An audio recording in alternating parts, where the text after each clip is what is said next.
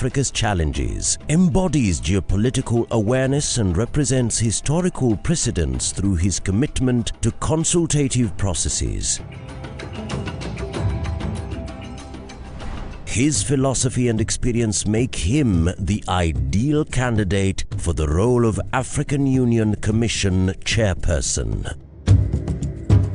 His deep-rooted sense of African identity and commitment to Pan-Africanism are at the core of his political philosophy. His key focus and commitment are to harness Africa's rich and vast human and natural resources to command the global influence it rightfully warrants. He is an ardent champion of African unity, intra-African trade and integration. The Right Honourable Raila Odinga is a visionary, transformative and action-oriented leader who has consistently demonstrated admirable leadership qualities that will provide impetus in the actualization of Africa's priorities. This has been demonstrated through resource mobilization for the implementation of key infrastructure projects under the Programme for Infrastructure Development in Africa. As a global statesman, he has represented Kenya across the continent and the continent across the world. He has been a peace mediator and election observer, illustrating expertise and experience to serve internationally as an effective advocate for Africa. In his tenure as Prime Minister of Kenya, he oversaw the national budget and implementation of fiscal policies that enhanced transparency and efficiency in public spending. He introduced performance contracting in the government, significantly improving public service delivery. Honourable Raila Odinga's leadership roles have consistently involved managing and leading diverse teams across different cultural and political contexts. As AU High Representative for Infrastructure Development, he led a team of advisors from various African countries, fostering a collaborative environment that leveraged cultural and political diversities. He has a proven track record of championing the voices of the underprivileged, building consensus among stakeholders from diverse backgrounds, and ensuring that policies and projects reflect the collective aspirations of the African peoples. The Right Honourable Raila Odinga is committed to harnessing Africa's youth's potential and has championed the adoption of technology in various capacities throughout his career.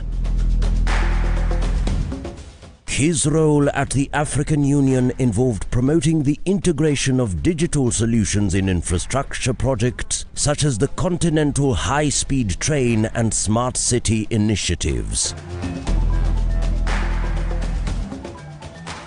To align Africa to Agenda 2063 and usher the continent into a new era of shared prosperity, there is no better leader other than the Right Honourable Raila Amolo Odinga. We're very happy to work with you this afternoon as moderators of this debate. For those who have just joined us, I'd like to remind you that just a few minutes ago we listened to answers to the first round of questions with their Excellencies Mr. Mahmoud Ali Yusuf, the Minister of Foreign Affairs of Djibouti, His Excellency Raila Amolo Odinga, former Prime Minister of Kenya, and finally Honorable Richard Randriamandrato, former Minister of Foreign Affairs of Madagascar. And we're coming right back to the second round of questions. Anita.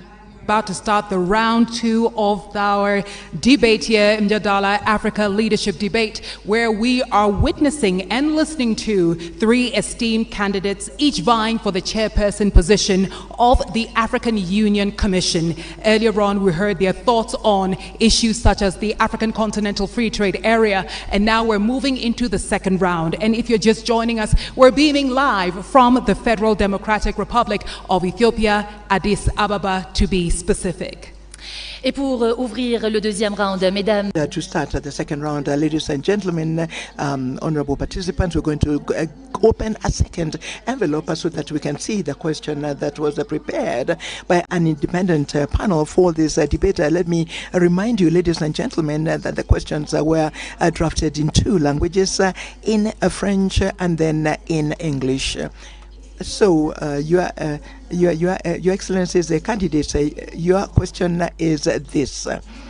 In spite of the hopes of the African Union to silence the arms between now and 2030, the conflicts continue to take place. How would you go about proposing African solutions so that you can ensure that there is a prevention, management, and a resolution that are effective and sustainable of conflicts? And how would you accelerate the advance of Africa towards a permanent seat in the United Nations Security Council? That's your question.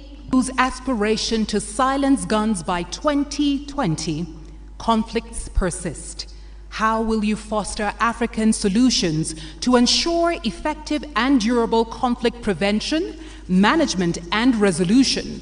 And how do you plan to accelerate Africa's push for a permanent seat on the United Nations Security Council?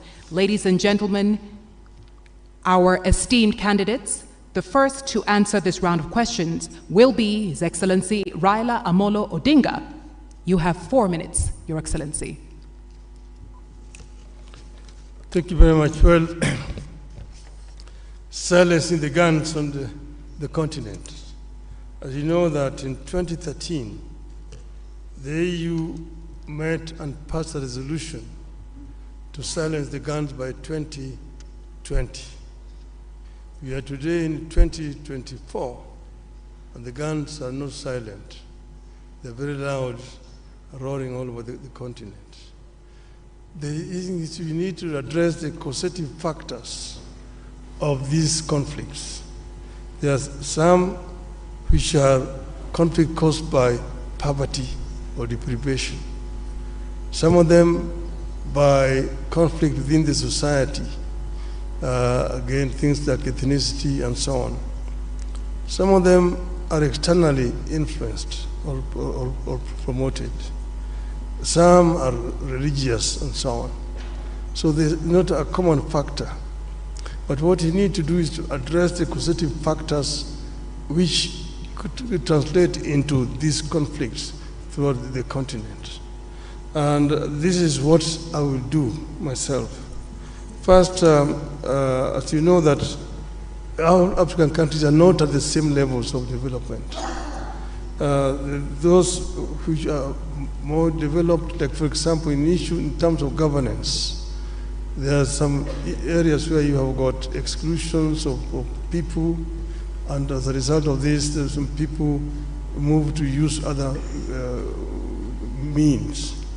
We need to find a way of creating an environment of dialogue within our societies so that we can be able to prevent these differences, conflict ending up into violent confrontation between the various groups.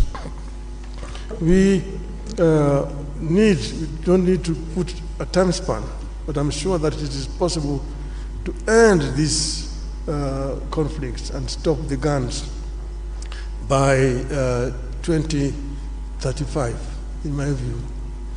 The other one is the issue of Africa's representation on the Security Council.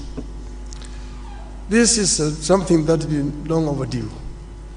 As you know, that the UN was formed at a time when most parts of Africa were colonies. And that's why the UN structure has today does not deal with the realities of the world today. And the situation where you have 5 countries sitting in the Security Council with veto powers, and Africa is not represented, a continent with 1.4 billion people, is not tenable and it's not accessible. And that's why I'm not going to talk about Africa's representation, but we're going to insist that Africa must get 2 permanent seats in the UN Security Council. This is only fair, because we are a continent of 55 sovereign nations. We cannot be excluded when Europe has got 3 permanent representations on the Security Council. Permanent representation with the veto powers is a must for Africa. And this I'm going to insist when I'm elected, if the heads of state of Africa sees fit that I should lead this. I will work together with all the leadership of the continent to ensure that the continent gets a fair treatment on the international scene. Thank you so much, Excellency. Candidate from Kenya. Et maintenant, mesdames et messieurs. And now, ladies and gentlemen, the response from His Excellency, the candidate from Djibouti, His Excellency Mahmoud Ali Yusuf. Silencing the Guns is a flagship program, one of the 15 that our leaders have endorsed years ago. And then they put a number of mechanisms and structure around this flagship program so that peace becomes a reality on our continent. The first structure is the African Peace and Security Architecture. And then we have the strategy that we all know, Silencing the Guns.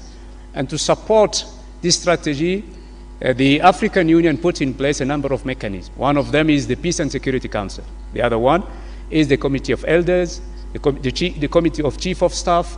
We have the Peace Fund, and we can rely on every kind of mechanism. So why is peace is not, let's say, a reality on the ground on our continent? There are a number of reasons. One of them is the political will of countries. We have to be outspoken and frank.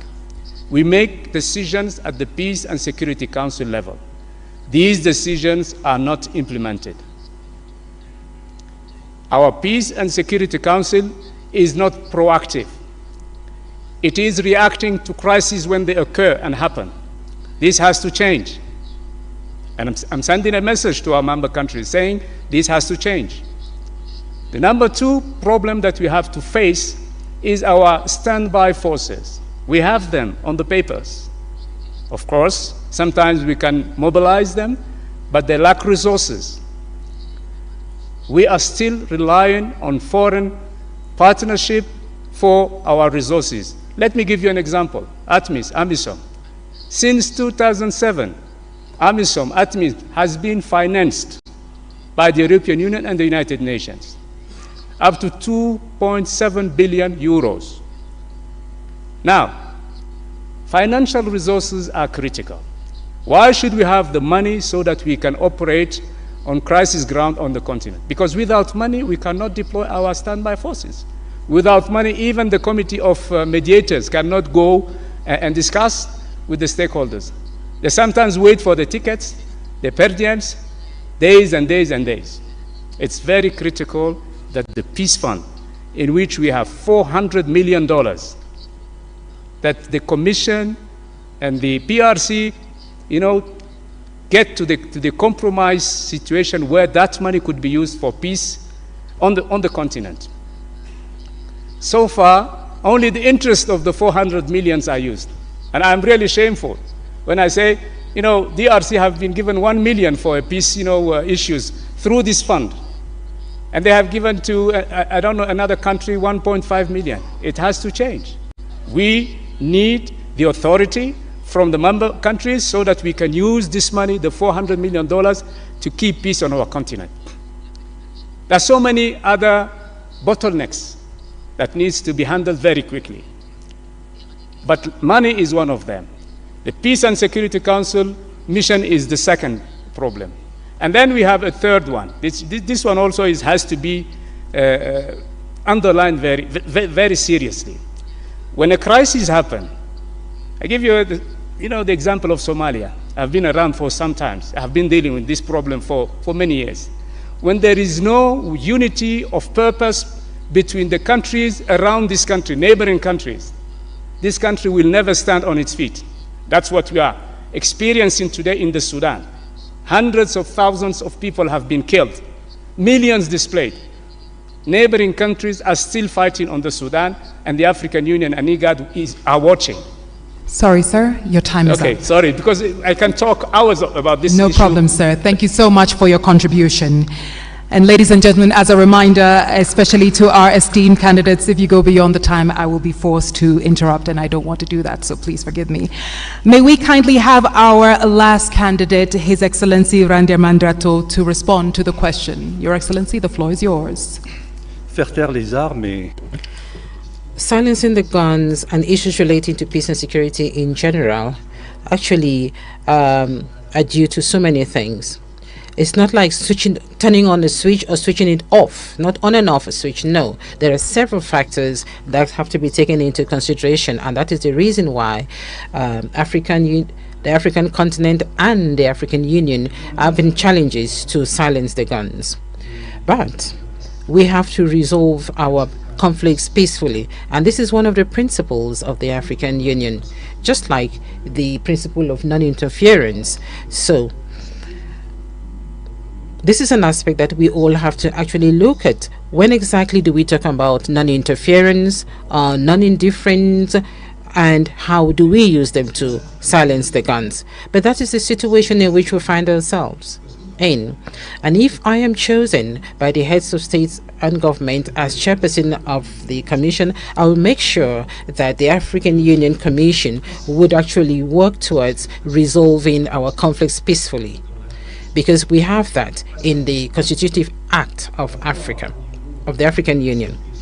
So we have the Peace and Security Council, we have the Peace Architecture of the African Union, but we also have the United Nations Security Council. And then bilaterally, we've got efforts that are underway, and we've heard about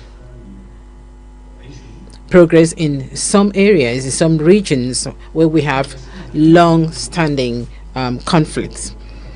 And then we also have the opportunity of ensuring that there is solidarity with the United Nations, the African Union and the United Nations. This is a framework that could actually enable us to sit down with the international community and talk about crisis in Africa. Why should we only talk about the crisis in Ukraine? Why not talk about the crisis in Sudan and crisis in other African countries? So we are talking about financing peace missions, but there is also a program that actually wants to see the program of the United Nations, that is the SDGs, aligned with Agenda 2063. And then we also have the 10-year plan of our public institutions in charge of working at a national level, but we are talking about the justice systems in our respective countries. Now, concerning the 2 permanent seats on the United Nations Security Council, I think here in Africa, we all know the importance and the urgency of having these 2 seats. And we have to seize this opportunity because we are actually at the end of 2024. And so we have to act very fast in 2025. And this should be the mantra of the African Union in 2025. And so, of course, we have to make sure that we can actually speak with one voice on the choice of who will represent Africa on the United Nations Security Council. It's not going to be easy. It will be up to the heads of states to decide who will be the continent's representative. And now we'll conclude to say that, like this morning, I read in the newspapers the problem between Ethiopia and Somalia, and this was being resolved by Turkey. The mediator is Turkey. Let us be responsible. Let us be serious. The African Union should be that person doing the mediation. Thank you. Thank you very much. Thank you very much, candidate from Madagascar. Ladies and gentlemen, this is the end of our second round, and without any transition, we are going to step into the third round, and we are going to discover the question. Anita, you have the floor. Now, ladies and gentlemen, we move into the third round. Once again, if you're just joining us, these questions have been formulated by an independent panel, and the questions will be open and seen only at the beginning of the round, as I'm doing right now. Esteemed candidates, on the topic of reviving Pan-Africanism and countering external influence, Pan-Africanism is declining, and external powers and internal divisions challenge Africa's integration efforts.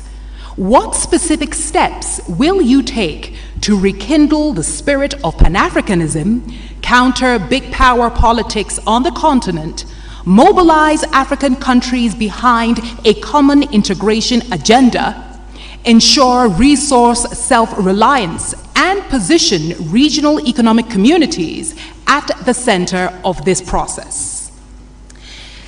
Cher candidat. Distinguished candidates, your question is as follows in French. Alliance and position regional economic communities at the center of this process. Cher candidat. Distinguished candidates, your question is as follows in French. L'africanisme est en déclin et les puissances extérieures et les divisions internes remettent en cause les efforts d'intégration en Afrique.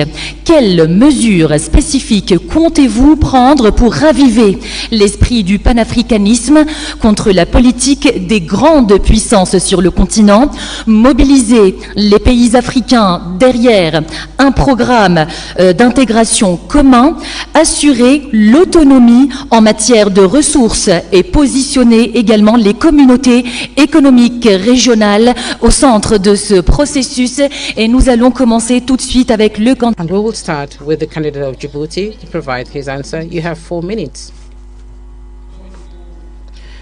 First and foremost, we have to understand that we are living in a world which is multipolarized world. This is a world that is actually multipolarized, and this world would not provide space for a continent or countries that do not have the right economies, the military strength, the capacity that is required, and mostly that continent or country that is not on the world stage. This is a reality. So what can we do? What should we do? I think it is very important that the Global South should actually take action. And in the Global South, it is Africa that actually has to stand out. And how is Africa going to stand out? If we do not represent much in terms of global trade, you cannot actually sit around a table where decisions are being taken for the destiny of the world. And so integration is, I would say, an obligation, is a must. When we talk about obligation, it is important that the AFCFTA should actually be functional. It is important that intra-Africa trade be developed, and it should go beyond 18%. It is important that African countries should actually use their own resources. And so Africa has now a seat on the G20 table. We want to congratulate South Africa for chairing the G20 next year. And so it is important that the African Union Commission should be working hand in hand with the African Union to actually make sure that Agenda 2063 is a priority item on the agenda of Agenda 2063 of the G20. Africa has to be also on the UN Security Council. Just imagine 80% of the issues discussed at the UN Security Council is African problems. When we talk about security issues, who do we talk about? Africa.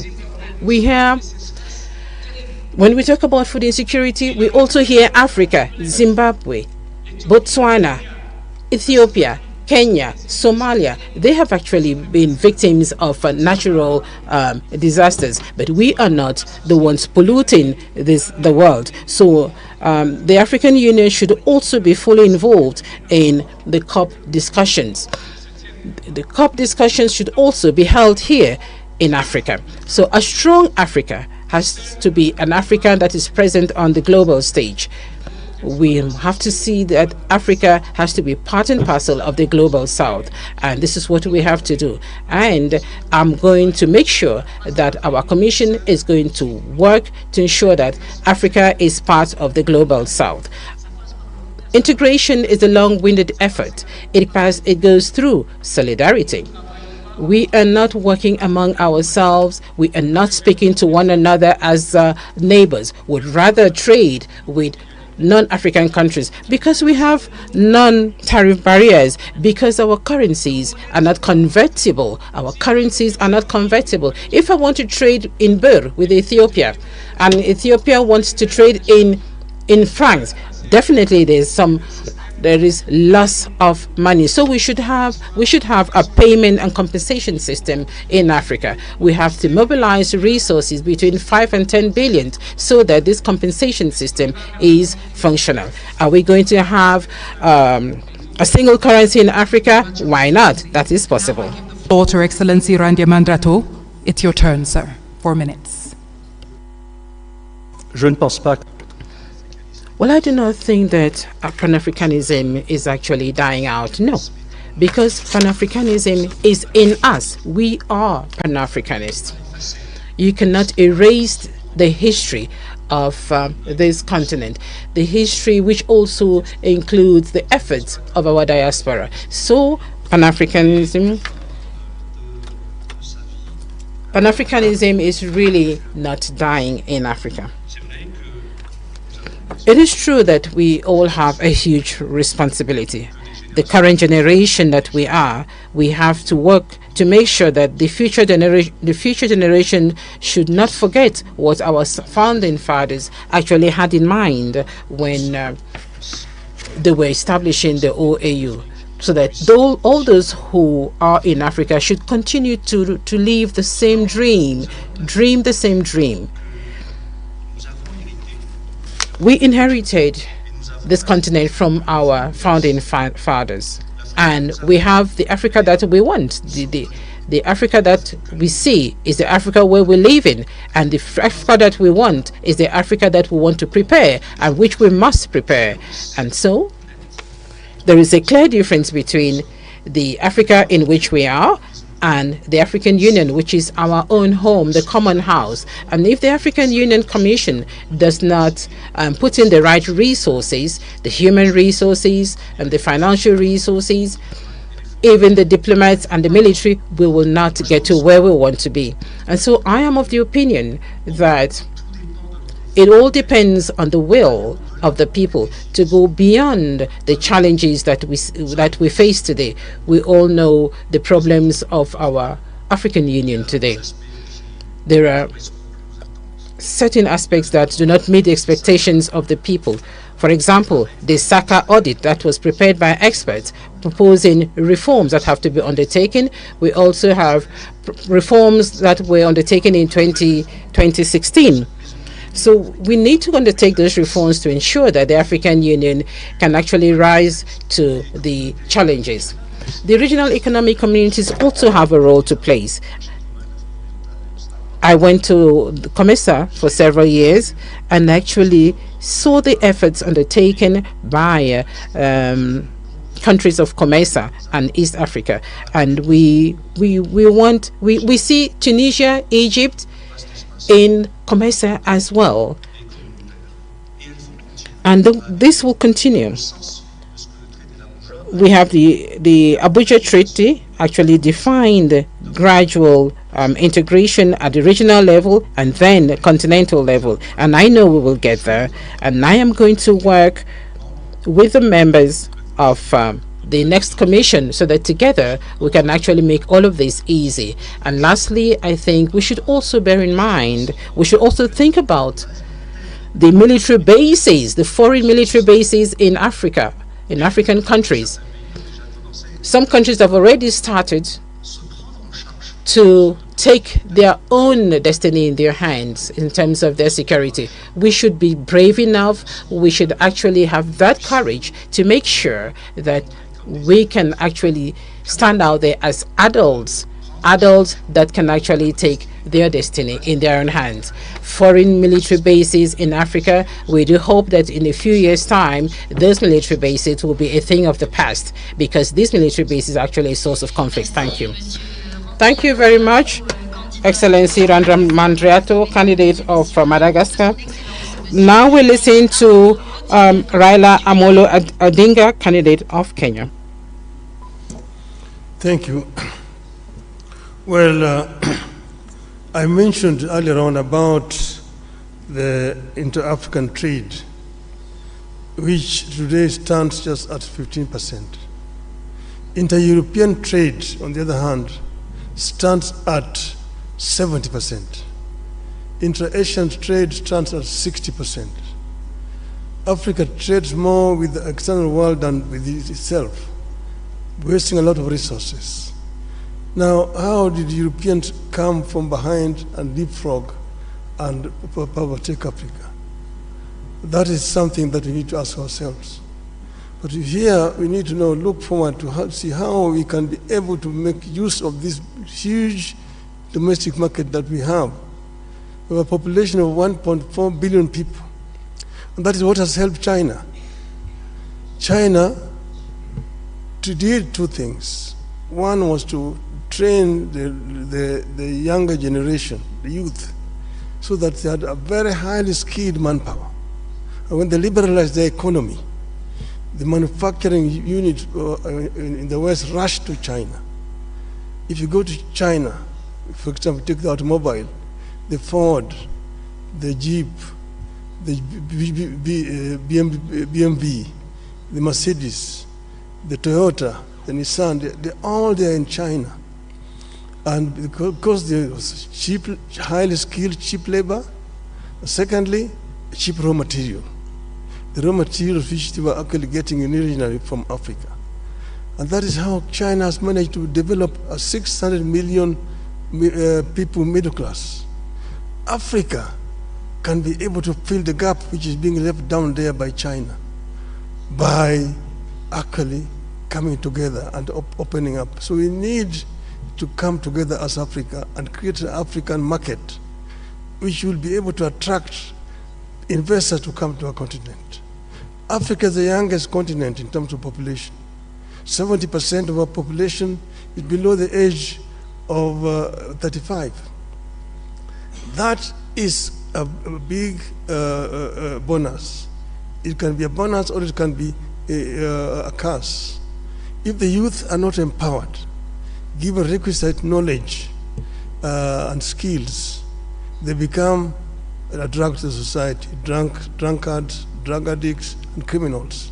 But empowered, they become a real source for wealth creation.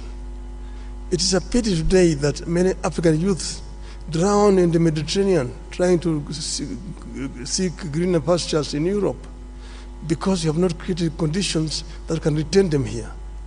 Now we are saying that we want to create a situation where every African youth must be connected to the internet, and using the artificial intelligence and information technology, we can be able to give this youth opportunity to work anywhere in the world when they're staying here on the continent. This is something that we are going to address, empowerment of the African youth, and together with the African woman, so that we create a workforce that will be helped in terms of wealth creation on the continent. This will enable Africa to leapfrog and to catch up with the rest of the world.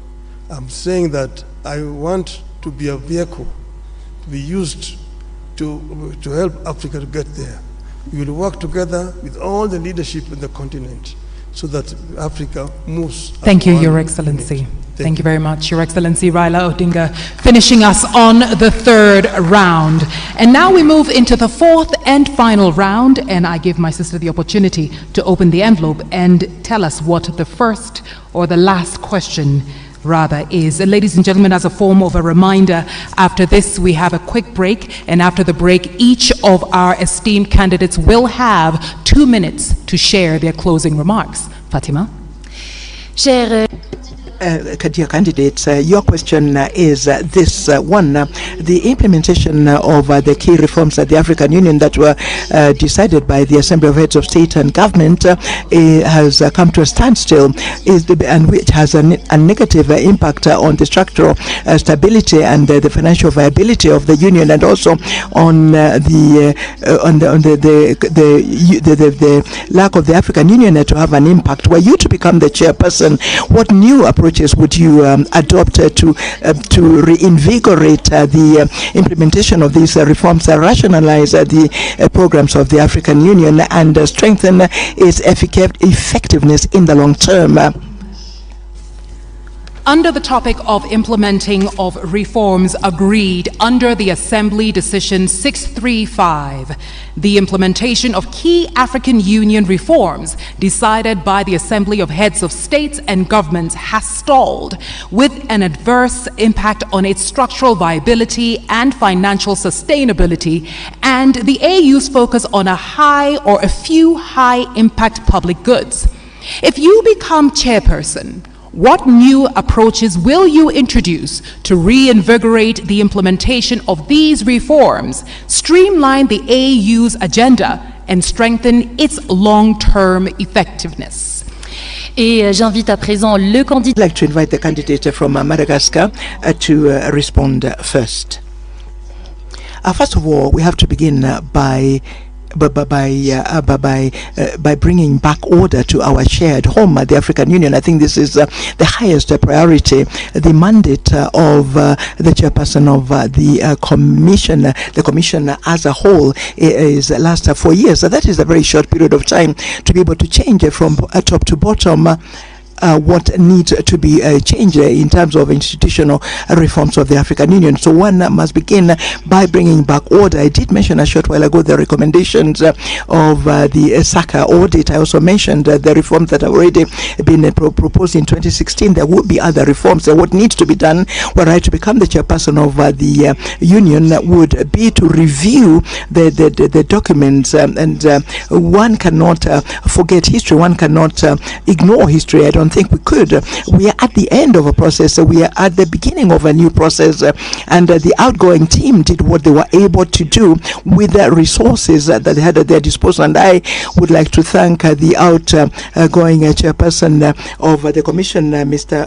Faki, and his entire team. And were I to be elected chairperson of the commission, I would work, of course, with the chairperson, because it will be a lady chairperson. Now, these reforms have to be prioritized.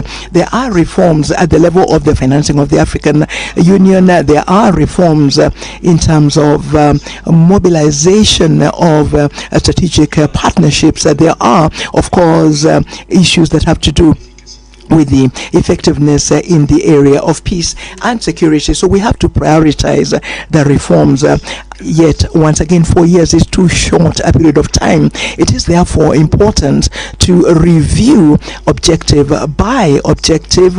Strategic objective is what I mean of the 10-year plan 2024-2032. And since it was my responsibility in COMESA, one can perhaps plan for strategic planning over perhaps 2-3 years, which strategic planning would make it possible for us to identify the urgent issues and to align the financing of these issues. The 10-year plan does not allow one to do this, and maybe were we to have a strategic plan, we could perhaps be more specific and address the matters that need to be addressed urgently in the way of reforms. And I also think, as I said a short while ago, that the organs of the African Union, beginning with the Conference of Heads of State and Government, but also the committee of the PRC, the Permanent Representatives Committee with the Pan-African Parliament and the other organs,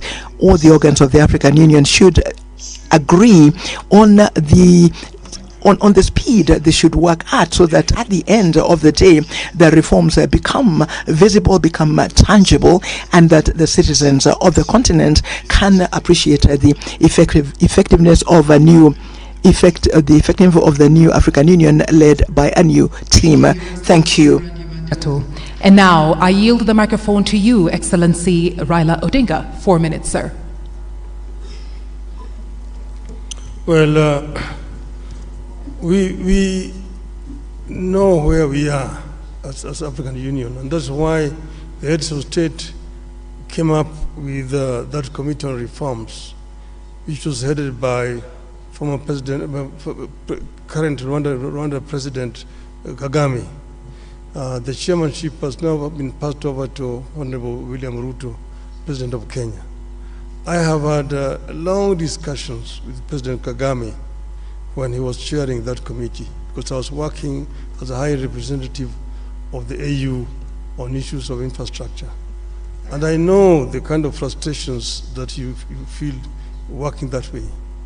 I know that 93% of the resolutions that are passed by the heads of state at the assembly are never implemented.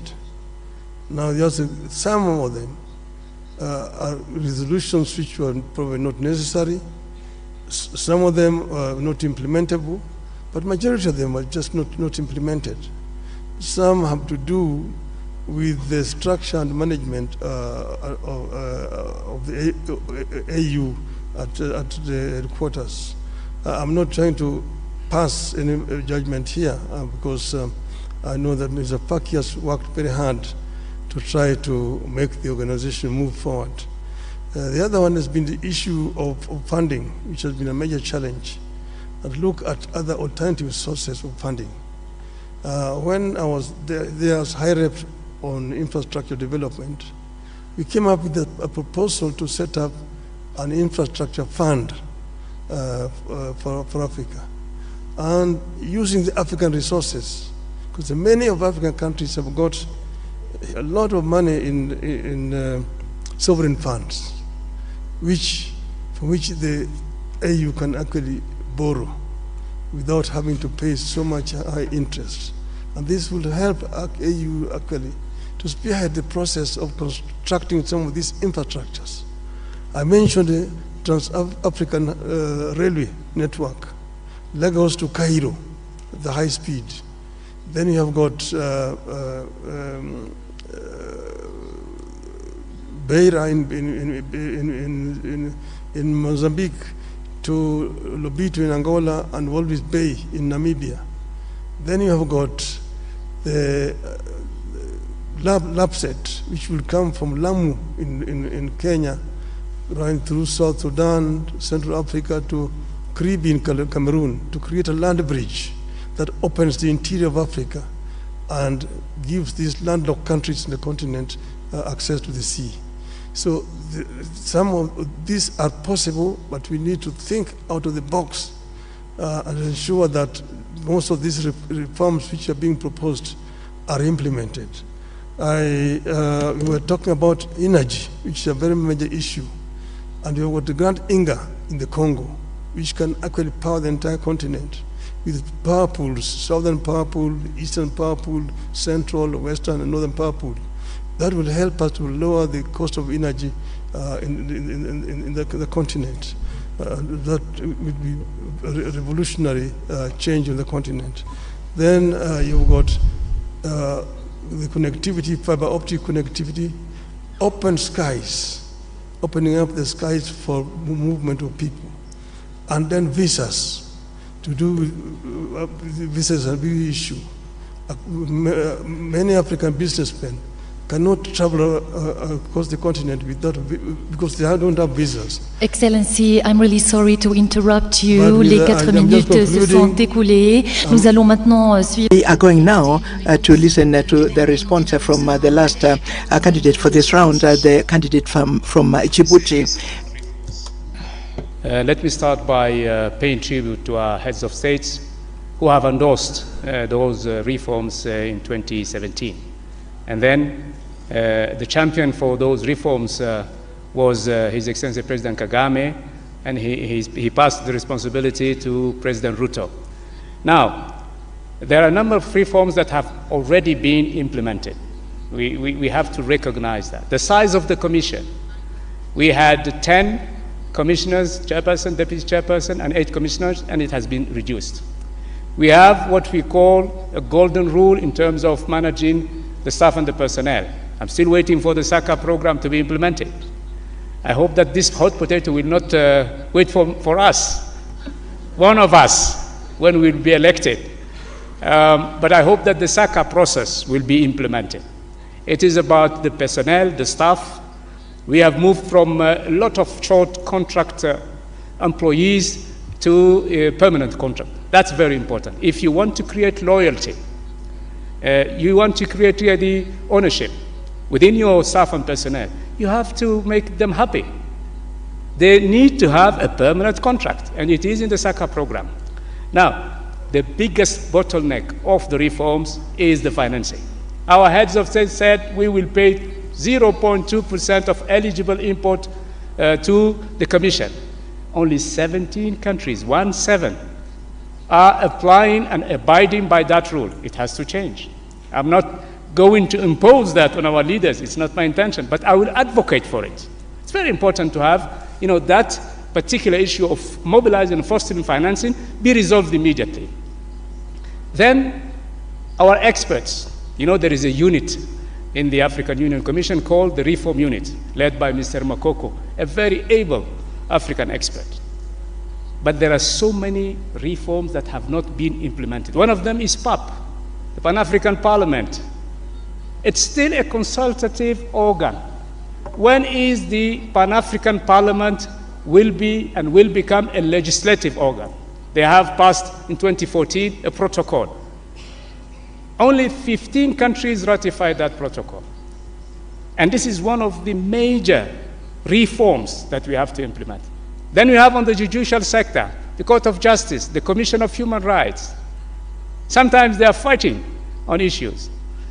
The Court of Justice do not open its doors to nationals, to African citizens, to NGOs. They are complaining. I am hearing complaints about the African citizens with regard to the Court of Justice. And then they are fighting who is doing what, the Commission of Human Rights.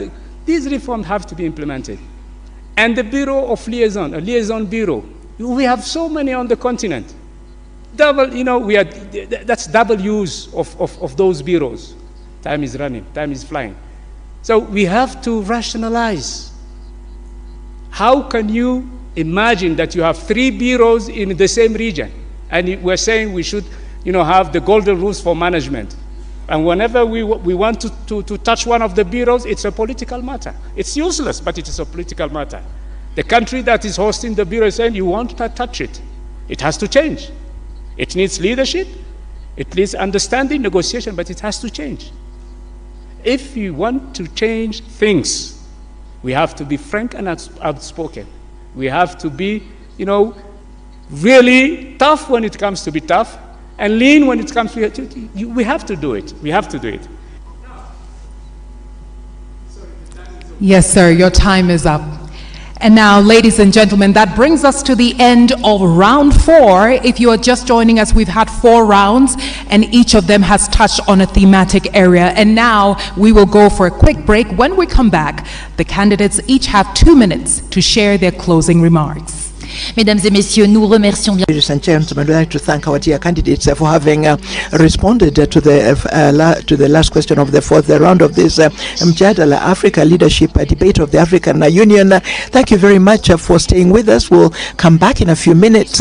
We're going to take another short break, and after the break, each candidate will have 2 minutes to make their closing remarks. See you in a short while.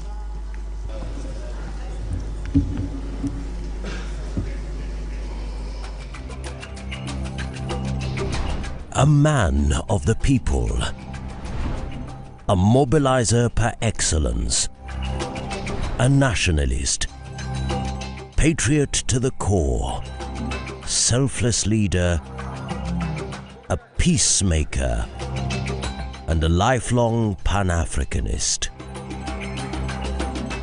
Kenya's former cabinet minister and Prime Minister. Mimi Raila Amolo Odinga. The first African Union High Representative for Infrastructure Development from 2018 to 2023. Raila Amolo Odinga, with his profound leadership experience and diplomatic skills, demonstrates a keen understanding of Africa's challenges, embodies geopolitical awareness and represents historical precedents through his commitment to consultative processes. His philosophy and experience make him the ideal candidate for the role of African Union Commission chairperson. His deep-rooted sense of African identity and commitment to Pan-Africanism are at the core of his political philosophy. His key focus and commitment are to harness Africa's rich and vast human and natural resources to command the global influence it rightfully warrants. He is an ardent champion of African unity, intra-African trade and integration. The Right Honourable Raila Odinga is a visionary, transformative and action-oriented leader who has consistently demonstrated admirable leadership qualities that will provide impetus in the actualization of Africa's priorities. This has been demonstrated through resource mobilization for the implementation of key infrastructure projects under the Programme for Infrastructure Development in Africa. As a global statesman, he has represented Kenya across the continent and the continent across the world. He has been a peace mediator and election observer, illustrating expertise and experience to serve internationally as an effective advocate for Africa. In his tenure as Prime Minister of Kenya, he oversaw the national budget and implementation of fiscal policies that enhanced transparency and efficiency in public spending. He introduced performance contracting in the government, significantly improving public service delivery.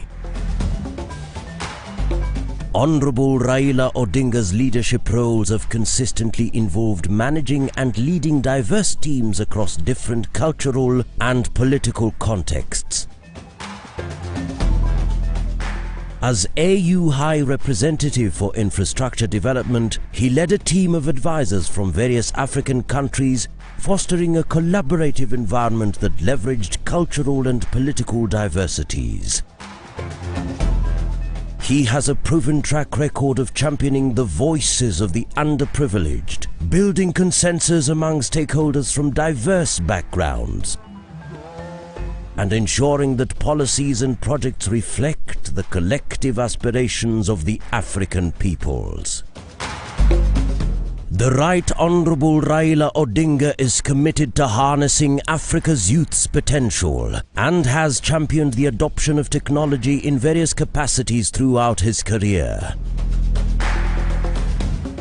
His role at the African Union involved promoting the integration of digital solutions in infrastructure projects such as the Continental High-Speed Train and Smart City initiatives. To align Africa to Agenda 2063 and usher the continent into a new era of shared prosperity, there is no better leader other than the Right Honourable Raila Amolo Odinga.